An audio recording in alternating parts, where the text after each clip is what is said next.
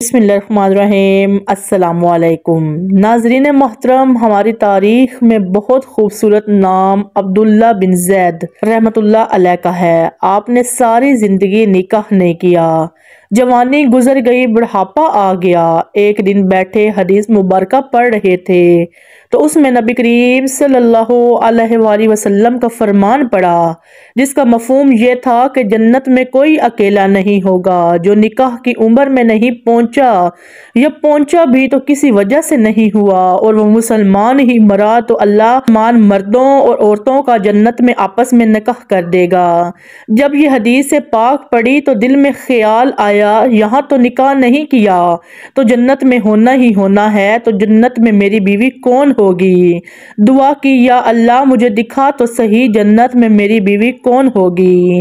ناظرین محترم، پہلی رات دعا قبول نہیں ہوئی، دوسری رات بھی دعا قبول نہیں ہوئی، تیسری رات دعا قبول ہو گئی۔ خواب میں کیا دیکھتے ہیں؟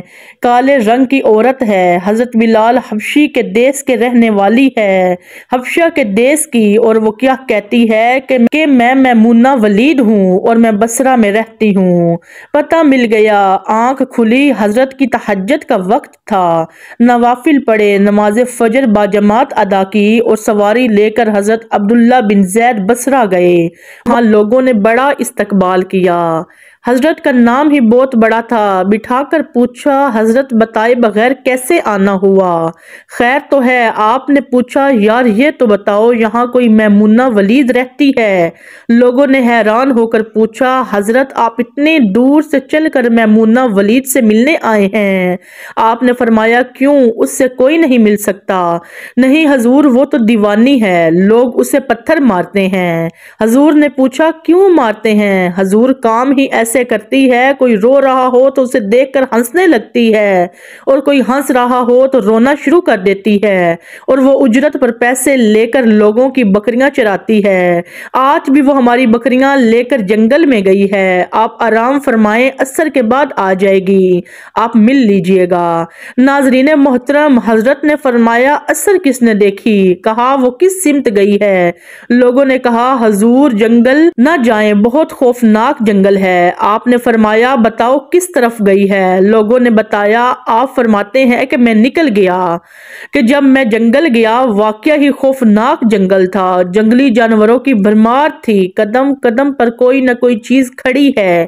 آپ فرماتے ہیں کہ قربان جاؤں اس عورت کی مردانگی پر، وہ اس جنگل میں کس طرح بکریاں چرا رہی ہے، شیروں نے اس کی بکریوں کو ابھی تک نہیں کھایا، اتنے درندے ہیں، سارے مل کر حملہ کر دیں تو کیا کرے، یہ اکیلی عورت کس کو روکے گی؟ خیر، آپ فرماتے ہیں کہ وہ جگہ جہاں لوگوں نے مجھے بتائی تھی میں وہاں پہنچ گیا۔ جب میں وہاں پہنچا تو منظر دیکھ کر میں حیران رہ گیا۔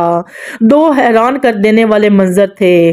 پہلا یہ کہ میمونہ ولید بکریاں نہیں چرا رہی تھی، بلکہ اس جنگل میں جائے نماز بچھا کر نوافل پڑھ رہی تھی، پر بکریاں چرانا تو بہانہ تھا، یہ تو بہانہ تھا کنارہ کشی کا۔ لوگ یہی سمجھتے تھے میمونہ سارا دن بکریاں چراتی ہے، لیکن میمونہ بکریاں نہیں چرا رہی تھی۔ دوسرا کیا دیکھا کہ میمونہ تو نماز پڑھ رہی ہے، پھر بکریاں کون چرا رہا ہے؟ بکریاں تو ایک جگہ نہیں رکتی، کہیں ادھر جاتی ہیں، کہیں ادھر جاتی۔ آپ فرماتے ہیں کہ میمونہ نماز پڑھ رہی تھی اور شیر بکریاں چرا رہے تھے، بکریاں چر رہی تھی، شیر ان کے ارد گرد گھوم رہے ہیں۔ اگر کوئی بکری بھاگتی ہے، اس کی فطرت ہے شرارت کرنا، تو شیر اسے پکڑ کر واپس لے آتا ہے، لیکن کہتا کچھ نہیں۔ آپ فرماتے ہیں، میں حیران و پریشان کھڑا تھا کہ یہ کیسے ہو گیا، یہ فطرت کیسے بدل گئی؟ لوگ کہتے ہیں فطرت نہیں بدلتی، یہ شیروں اور بکریوں میں یاری کیسی ہو گئی؟ آپ فرماتے ہیں کہ میں حیران و پریشان کھڑا ہوں، مجھے نہیں پتا کہ کب میمونہ ولید نے نماز ختم کر دی اور مجھے مخاطب کر کے کہتی ہیں کہ اے عبداللہ، ملنے کا وعدہ تو جنت میں تھا، آپ یہاں آ گئے۔ ناظرین محترم، محترم آپ فرماتے ہیں کہ میں حیران رہ گیا، اس سے پہلے تو ملاقات بھی نہیں ہوئی، تو حضرت میمونہ ولید کو میرا نام کیسے پتا چل گیا؟ تو آپ فرماتے ہیں کہ میں نے حضرت میمونہ ولید سے سوال کیا، اس سے پہلے ہم ملے نہیں، ملاقات نہیں ہوئی، ہماری تو میرا نام کیسے پتا چلا آپ کو؟ تو جواب کیا ملا؟ حضرت میمونہ ولید فرماتی ہیں کہ عبداللہ، جس اللہ نے رات کو تجھے میرے بارے میں بتایا ہے، اسی اللہ نے مجھے آپ کے بارے میں بتایا ہے۔ آپ فرماتے ہیں کہ جس چیز نے مجھے سب سے زیادہ حیران کیا وہ یہ تھا کہ یہ فطرت کیسے بدلی۔ میں نے حضرت میمونہ ولید سے پوچھا، آپ یہ تو بتاؤ یہ شیروں نے بکریوں کے ساتھ یاری کیسے کر لی؟